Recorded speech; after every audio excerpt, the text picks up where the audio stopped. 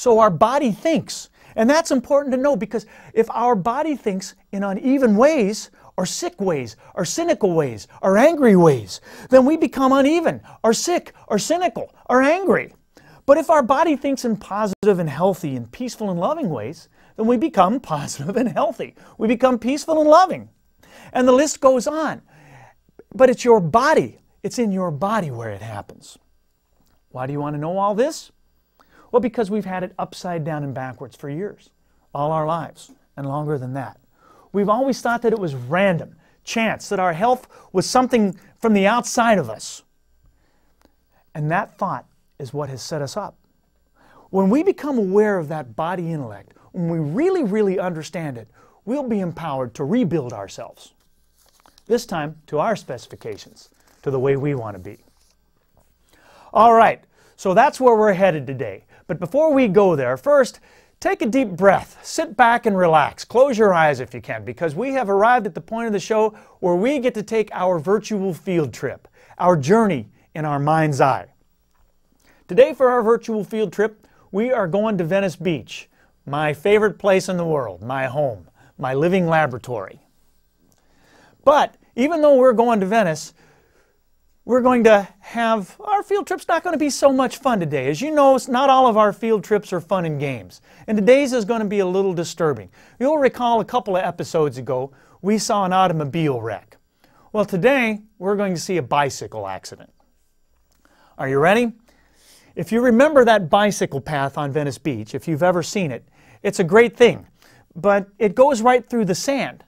And sand on top of concrete is very slippery for bicycle tires.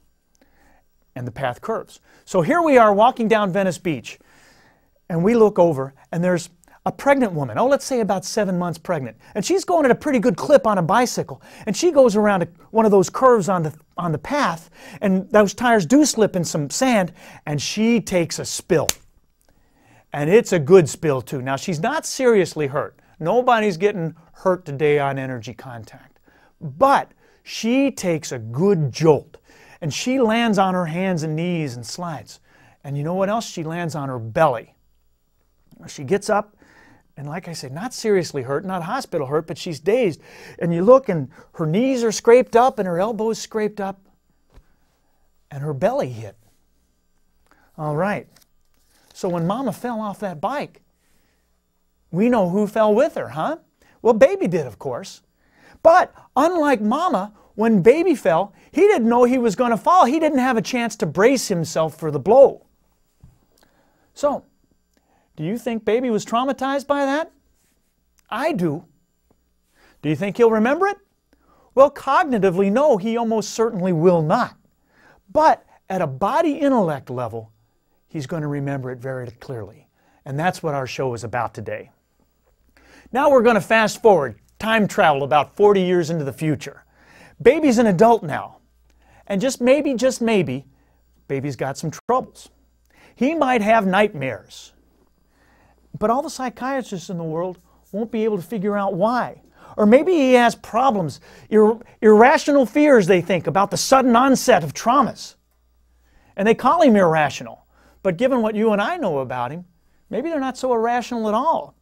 He might get chronic headaches, he might get colitis, he might get pain syndromes, all sorts of things that all the smart medical doctors in the world don't know how to fix. And so what do? Well, they just give him pills. And now, all of a sudden, he's got other emotional and physical side effects, and addictive ones.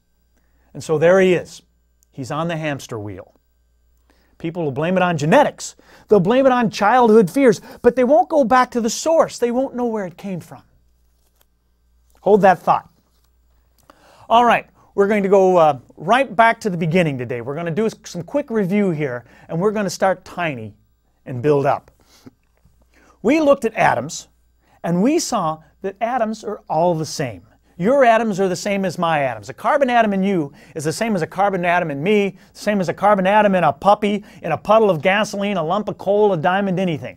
They're identical. They're interchangeable. They're indistinguishable. But then we looked at cells, and we saw that cells are different. They're alive. They all have individuality. Like snowflakes, no two are exactly alike. We saw that we each have about 10 trillion cells in us, and that we each have 7,000 trillion atoms in us. These are big numbers, too big to fathom. As a matter of fact, if you do the math, that equates out to about 700 trillion atoms per cell. Whoa, give or take a billion or two. Now, the physicist says we're all made up of atoms. The biologist says we're all made up of cells. So who's right? Well, they both are. Cells are made up of atoms, and we are made up of the aggregate. But what's interesting about that is that what that means is that somehow, some way, somewhere along the line, identical things got together and somehow created different things. They created things that were unique. They created individuality. We're interested in that today. All right. So let's hop right back into the womb where we left off last show. We're going to go right back to the time of conception. Let's bring up our slide. You're going to see here a slide of some dividing cells. Back in our first few hours in the room, before Mom knew she was even pregnant, the 2 or 3 cells that would become our brain were in direct contact with the cells that would become our stomachs, our feet, our butts, our skeleton, everything. These cells were in energy contact for sure, but look here, they were in physical contact too. There's no difference. All the stuff in one cell is dumping back and forth into the other. So the way we think, the way we process information, was being developed while our brain cells were in direct contact with the cells that would become our muscles, bones, organs, nerves, things like that. Fascinating. Let's come back here. It all took place at the very core of us. At the time, at the core was all there was of us. It took place when the inside of us was exactly the same as the outside of us. And all of our information was all being stamped in. The genetic fingerprint was being stamped in right there. All right, now let's fast forward from conception to adulthood. And we're going to go right back to another slide. See some old friends that we've seen before. Here we go. A few slides, there it is. A few shows back, we discussed how these guys here all began building themselves in response to pressures in the womb. So did our poor baby who fell on the bike, by the way. But let's stick with these guys. You see, these folks here have all built themselves quite differently, haven't they? But their construction project of themselves, it didn't start when they were in college. It didn't start in their childhood, or even when they were born, or even when Mom was 7 months pregnant. It started long before that. Right after conception, right in the womb.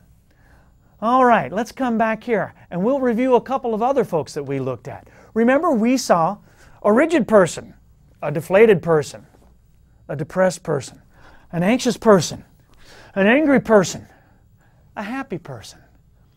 All of these people all built quite differently out of identical things.